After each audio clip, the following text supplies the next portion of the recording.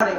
আমাদের যখন কেউ মারা যায় আমরা কি করি, যখন জানাজায় যাই বা ওনার যখন কোনো কবর জিয়ারত করি, আমরা বলি আল্লাহ তাআলা যেন তাকে বেহেশত নসিব করে।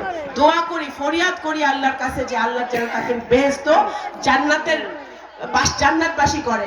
আমরা তো আল্লাহর কাছে দোয়া করতে পারি, ফরিয়াদ করতে পারি। আমরা আল্লাহর বান্দা, আমরা অনেক ছোট, আমরা এই বিশ্বে আমরা অনেক ক্ষুদ্র।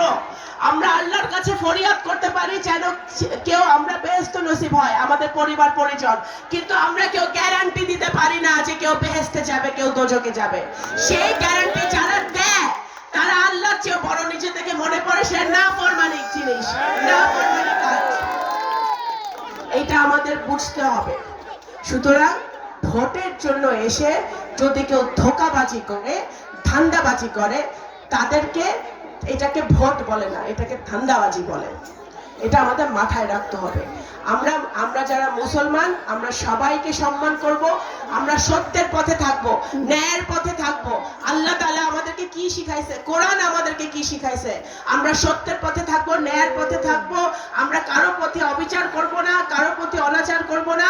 আমরা প্রকৃত মুসলমান হিসেবে আমাদের সকল দায়িত্ব কর্তব্য এই দুনিয়াতে পালন করব, সেটাই আমরা করছি। আমার আব্বা কখনো সত্য থেকে বিচ্যুত হয় নাই, কখনো উনি মিথ্যার পথে যায় নাই। এই জন্য আমি ওনার সন্তান হিসেবে আপনাদের প্রতি আমার অনুরোধ, আপনারা সত্যের প্রতি থাকেন, ন্যায়ের প্রতি থাকেন, এবং ইনশাআল্লাহ আমরা সবাই মিলে যদি সংসদে যাইতে পারি, আমরা এই নগরকান্দা সালতায় দ্বীন ইসলাম শরিয়া মতে পরিচালিত হবে এবং সকল ধর্মের মানুষ, সকল বর্ণের মানুষ, সকল দলের মানুষ, সকল মতের মানুষ নিরাপদে থাকবে, শান্তিতে থাকবে, স্বস্তিতে থাকবে।